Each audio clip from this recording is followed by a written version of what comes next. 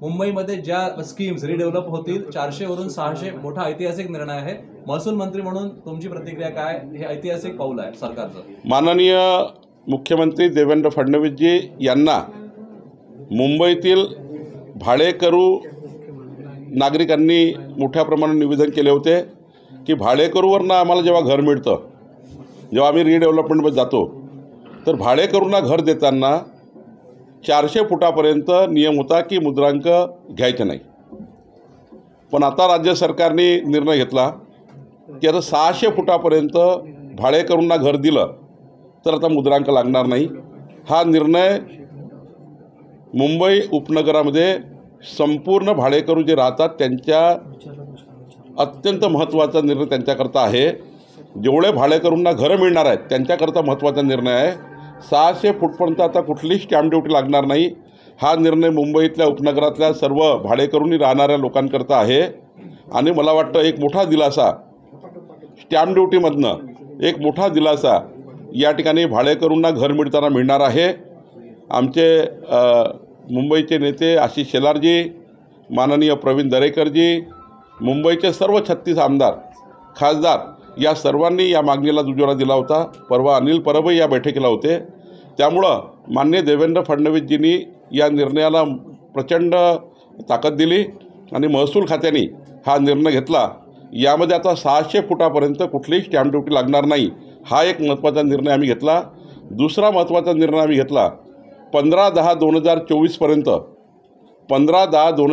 पर्यंत ज्यांनी ज्यांनी लेआउटमध्ये घरं घेतले, ज्यांनी ज्यांनी घरं बांधले, ज्यांनी ज्यांनी अनधिकृत भूखंड घेतले असतील किंवा लेआउटमध्ये त्या ठिकाणी भूखंड घेताना त्यांचे 1000 फुटाचे 600 फुटाचे घरं घेतले असतील, छोटे छोटे तुकडे पाडले असतील तर आम्ही तुकडेबंदी कायदा रद्द केला आणि आता जे काही रहिवासी क्षेत्र महाराष्ट्रात आहे त्या सर्व रहिवासी क्षेत्रामध्ये म्हणजे NMRD असेल, PMRD असेल, सिडको असेल, नैना असेल आणि नगरपालिकेच्या आजूबाजूला 1 किलोमीटर क्षेत्र असेल, महानगरपालिकेच्या भोवताल 3 किलोमीटर असेल, म्हणजे रिजनल प्लॅनमध्ये ज्या रेसिडेन्शियल तरतुदी आहे त्या सर्वांना आता 15/10/2024चे सर्व बांधकामं कायदेशीर करण्याचा निर्णय राज्य सरकारने घेतला आहे आणि एकही पैसा न घेता राज्य सरकार एकही पैसा घेणार नाही।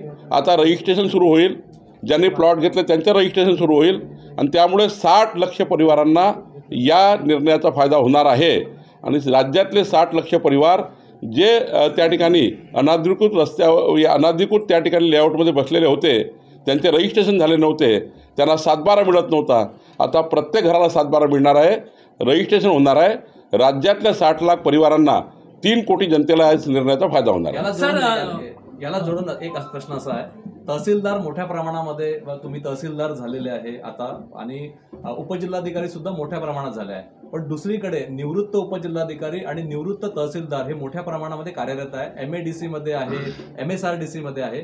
त्यामुळे आता तुम्ही ज्यांना संधी दिली आहे त्यांनाच पोस्टिंग मिळत नाही आहे आणि त्यामुळे निवृत्त जे सेवानिवृत्त जे लोक घेतले आहेत त्यांच्या जागी यांची नियुक्ती होण्यासंदर्भात काही सरकार निर्णय घेणार आहे? हो, प्रमोशन होत नव्हते, पोस्टिंग करताना अडचणी होत्या। आता राज्यामध्ये जवळपास 115 ॲडिशनल कलेक्टर सिलेक्शन ग्रेड, जवळपास 110च्या वर ॲडिशनल कलेक्टर, जवळपास 113 डेप्युटी कलेक्टर आणि जवळपास 85 तहसीलदारच्या प्रमोशन आम्ही केलेले आहे। नायब तहसीलदारचे तहसीलदार झाले, त्या ठिकाणी क्लार्कचे आपला नायब तहसीलदार झाले आहेत। त्यामुळं एक मोठा बॅकलॉग मागच्या 7 वर्षापासून महसूल खात्यामध्ये होता। 550 अधिकाऱ्याच्या वर्षभरामध्ये प्रमोशन आम्ही केले आहेत। त्यामुळं पहिला जेव्हा आमच्याकडे अधिकारी कर्मचारी नव्हते तेव्हा आम्ही रिटायर लोकांना घ्यायचो। आता आम्हाला पूर्ण त्या ठिकाणी आमची क्षमता आहे, त्यामुळे आता रिटायर लोक त्या ठिकाणी फार राहणार नाही। वर्टिकल 7/12 बाबत काही एक निर्णय त्यावर विविध आरोप होत आहेत, अनेक लोक पक्ष सोडत आहेत। नाही, काँग्रेसमध्ये मी जेव्हा परवा वडेट्टीवारच्या सावलीमध्ये आणि ब्रह्मपुरीमध्ये पक्षप्रवेश झाले, परवा उमरेडमध्ये राजेंद्र मुळकच्या मतदारसंघात पक्षप्रवेश झाले, इकडे खाप्यामध्ये पक्षप्रवेश झाले, कनानमध्ये पक्षप्रवेश झाले। मी या सर्व जे पक्षप्रवेश झाले आजी आहेत त्यांच्या भावना मी विचारल्या। त्यांचं म्हणणं असं आहे की आमच्या पक्षात समन्वय नाही, आमच्या पक्षात कुणाकडे जायचे कळत नाही, आमच्या पक्षामध्ये कोणी कोणाला विचारायला तयार नाही। काही तर लोक असे म्हटले वडेट्टीवार नाना पटोलेचं तोंड पाहायला तयार नाही, नाना पटोले वडेट्टीवारचं तोंड पाहायला तयार नाही, दोघंही म्हणून सुनील केदार साहेबाला कोणी विचारत नाही, तिघंही म्हणून यशोमती ताईला कोणी विचारत नाही, चौघंही म्हणून सपकाळला कोणी विचारत नाही आणि पाचही म्हणून राहुल गांधीला कोणी विचारत नाही. त्यामुळं त्यांची परिस्थिती वाईट झाली आहे. त्यामुळं हा जो असमन्वय आहे पक्षामध्ये, जे काही त्यांची दरी पडलेली आहे, कार्यकर्ता संभ्रमात आहे. म्हणून कार्यकर्ता एक संघ मजबूत भाजपमध्ये पक्षप्रवेश करते आहे. या ठिकाणी आमच्या पक्षामध्ये कार्यकर्त्याला प्रोटेक्शन आहे, कार्यकर्त्याला बोलता येतं, कार्यकर्त्याला चर्चा करता येतं. काँग्रेस पार्टीमध्ये कुणाकडे जाऊ हा प्रॉब्लेम आहे आणि त्यामुळं भाजपामध्ये पक्षप्रवेश होतात आहे. मी आपल्याला जबाबदारी सांगतो, 2029मध्ये महाराष्ट्रामध्ये सर्वात छोटी पार्टी काँग्रेस राहील अशी परिस्थिती काँग्रेसची आहे. मुंबई महापालिकेची निवडणुकीची जबाबदारी अजितदादांनी नवाब मलिक यांच्यावर दिली आहे. सर, काल एकनाथ शिंदेंनी अमित शहांची भेट घेतली, त्यांनी तक्रारीचा पाढा वाचलेला आणि त्यानंतर अमित शहांनी त्यांना आश्वस्त केलेलं आहे की तुम्ही NDA मधले घटक पक्ष आहात, त्यामुळं तुमचा योग्य सन्मान राखला जाईल. माननीय एकनाथ शिंदेजींची परवाच मी भेट घेतली होती. कुठलाही नाराजीचा सूर नाही आहे. काल माननीय अमित भाईकडे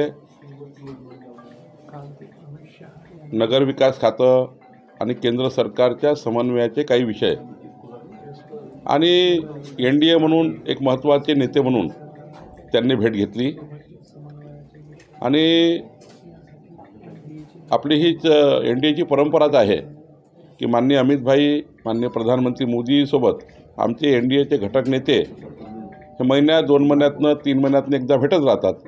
त्यामुळं हा कपोलकल्पित या ठिकाणी बातमी केलेली आहे की एकनाथजी नाराज आहे, ते या ठिकाणी आमच्या पक्षाकडनं नाराज आहे. मला वाटतं की ह्या बातम्या अशा नुसत्या संभ्रम तयार करणाऱ्या आहेत. एकनाथजीचा खरा जो भेटण्याचं उद्दिष्ट होतं ते केवळ महाराष्ट्रामध्ये महायुती ही त्या ठिकाणी जसं विधानसभेमध्ये, लोकसभेमध्ये महायुतीमध्ये महाराष्ट्र 51% मतांनी आम्ही जिंकला, तसा 2/3 बहुमताने महाराष्ट्र जिंकायला पाहिजे आणि आमची महायुती ही प्रचंड मजबूत राहिली पाहिजे. विकसित भारताचा संकल्प जो मोदीजींनी केला त्या संकल्पाला महायुती उभी राहिली पाहिजे आणि देवेंद्र फडणवीसजीच्या विकसित महाराष्ट्राच्या संकल्पाला मजबूतीने आपण समोर गेलं पाहिजे. एकनाथ शिंदेची ही भूमिका आहे. मित्र पक्षांच्या नेत्यांना पक्षप्रवेश देताना काय नियम आता महायुतीत ठरलेला आहे? कारण की ती एक किनार होती की आमदार नाराज होते शिंदे गटाचे, त्याच्यानंतर एकनाथ शिंदे यांचा दिल्ली दौरा, त्यामुळे ह्या सगळा कयास लावला जातो. नाही, मला असं वाटतं की आम्ही वरच्या सर्व नेतृत्वाने म्हणजे देवेंद्रजी, एकनाथजी आणि अजितदादा आणि मी सुद्धा समन्वय समितीत आहे NDAच्या, त्या समिती हेच ठरलं आहे की कुणाचाही पक्षप्रवेश करायचा नाही.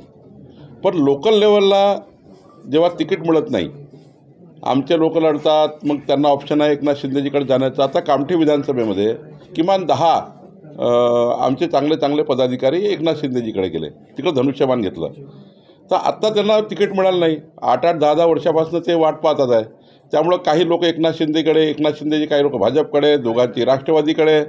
त्यामुळं थोडा उडाउडी चालू आहे नगरपालिकेच्या निवडणुकी संदर्भाने. तर म्हणून काही या ठिकाणी महायुतीत गडबड झाली आहे, राज्यस्तरावर गडबड झाली आहे असं काही नाही आहे. लोकल स्तरावर मात्र काही ठिकाणी उड्या मारलेल्या आहे. आता निवडणुकीनंतर ते बघू. आता तर त्यांनी AB फॉर्म घेतलेले आहे, त्यामुळं प्रत्येक पक्षात झालेला आहे. काही राष्ट्रवादीचे लोक भाजपमध्ये आले, भाजपचे एकनाथजीकडे गेले, एकनाथजीचे भाजपकडे आले. त्यामुळं हे काही तिन्ही पक्षात झालं आहे. त्यामुळं मला असं वाटतं की याच्यामध्ये काही महायुतीमध्ये गडबड नाही.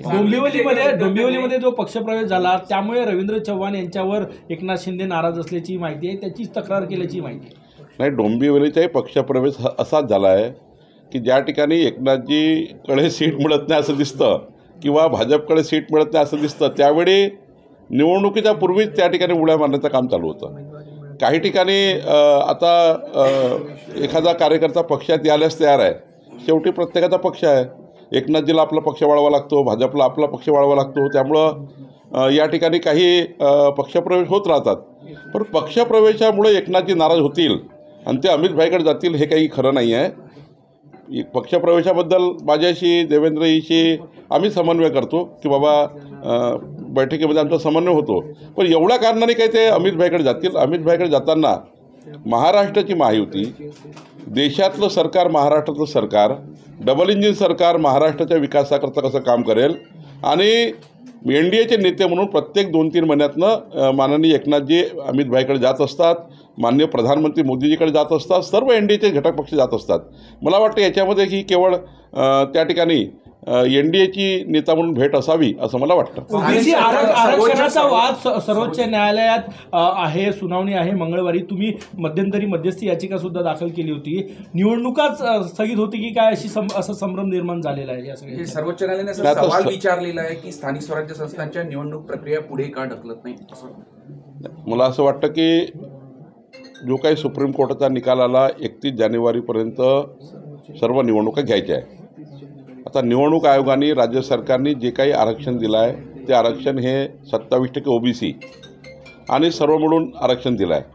OBCचं 27% आरक्षण कायम राहिलं पाहिजे ही कायम भूमिका देवेंद्र फडणवीसजींच्या आणि आमची सर्वांची आहे, NDAची आहे, महायुतीची आहे. त्यामुळे 27% OBC आरक्षणाला धक्का लागू नये हीच मांडणी आमची सुप्रीम कोर्टामध्ये आहे. आणि मला वाटतं माननीय सुप्रीम कोर्टाने जसं 31 जानेवारीच्या आत निवडणुका घ्यायला सांगितल्या त्याच पद्धतीवर जे 27% OBC आरक्षणही सुप्रीम कोर्ट कायम ठेवल असा मला विश्वास आहे. काँग्रेसचे लोक आलेले आहेत. 10वी मध्ये शिकणाऱ्या एका विद्यार्थ्यांनी शिक्षकाच्या जाचाला कटाळून रेल्वे प्लॅटफॉर्मवर जे आहे ते